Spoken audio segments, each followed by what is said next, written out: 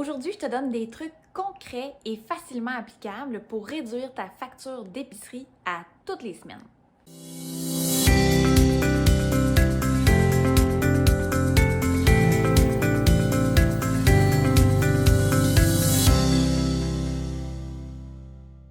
Le premier truc que j'ai envie de te donner aujourd'hui, c'est répétitif, mais c'est vrai que ça fonctionne, c'est de te faire une liste et de t'en tenir à cette liste-là. Comment on fait une liste efficace et qui reflète nos besoins réels? C'est simple. On va ouvrir notre armoire de cuisine, on va ouvrir notre frigidaire, notre congélateur, on va faire une liste de ce qu'on a sous la main et ensuite, on va regarder les spéciaux dans les circulaires. Moi, je le fais en ligne, mais si tu reçois les circulaires à la maison et que tu préfères la version papier, tu peux le faire également. Et puis là, avec ce qu'on a déjà à la maison et ce qui est en spécial, on va se créer une liste de menus. Moi, ce que je fais, c'est que je me fais une liste de 5 repas pour la semaine. Donc, c'est mes 5 soupers. Je fais la liste de ce qui manque pour les petits déjeuners. Puis pour les dîners, ça va être des restants, tout simplement.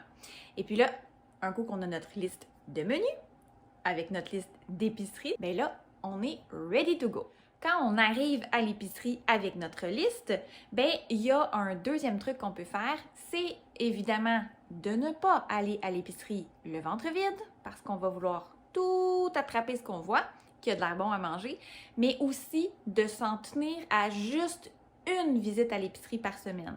No matter what. Peu importe ce qui se passe, tu vas à l'épicerie juste une fois dans la semaine. Ça veut dire que si tu as oublié quelque chose, il va falloir que tu te débrouilles sans. Si il te manque de lait, par exemple, à la fin de la semaine, fabrique du lait végétal à la maison avec ce que tu as sous la main, une poignée de noix tout simplement. Je te dis, tu vas apprendre à t'organiser avec ce que tu as sous la main, donc de vider tes armoires et si tu ne retournes pas plusieurs fois dans la semaine, tu as moins d'occasion de dépenser et donc moins d'occasion de te ramasser avec plein de stocks dépareillés dans tes armoires. C'est super important à ce point-ci que je te parle d'une application qui t'offre le service de faire ton épicerie en ligne. Moi, j'utilise Walmart parce que souvent, c'est là que je trouve les produits les moins chers. Alors, ce que je vais faire, c'est que je vais aller sur mon ordinateur ou sur mon application. Je fais ma liste d'épicerie au fur et à mesure que je constate qu'il me manque quelque chose à la maison. Par exemple, j'ai plus de sucre, je vais dans mon application Walmart, je le rajoute dans mon panier. Et à la fin de la semaine, j'ai déjà toute la liste des trucs que j'ai besoin. J'ajoute tout simplement ce qui manque pour faire mes menus. J'ai pas besoin de rentrer dans le magasin, j'ai pas de tentation d'acheter autre chose. Puis en plus, je sais exactement combien ça va me coûter en temps réel parce que l'application calcule mon total en temps réel, ce qui fait en sorte que c'est vraiment plus facile de respecter mon budget. Puis je vais pousser mon truc un petit peu plus loin encore. Quand j'ai toute ma liste de compléter avec exactement toutes les choses que je dois acheter dans mon panier d'épicerie de Walmart, avant de passer ma commande, je vais aller au magasin de rabais qui se trouve dans ma région. Un magasin à rabais, c'est quoi? C'est une espèce d'épicerie qui rachète en lot ce que les plus grandes bannières comme Costco, Walmart, IGA, Maxi, peu importe, ont de surplus. Alors, ce sont des produits qui sont pas périmés ou qui vont être sur le point d'être périmés bientôt. Je pense entre autres au surplus de boulangerie.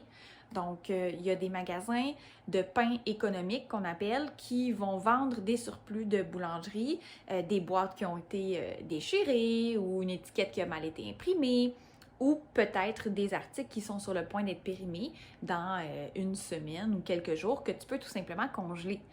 Et on a des rabais incroyables. Juste avec une petite visite dans mon magasin à rabais ici, dans mon village, je peux économiser des centaines de dollars sur ma facture d'épicerie avec des articles qui sont normalement à prix coûtant puis que je vais payer jusqu'à 50-70% de rabais.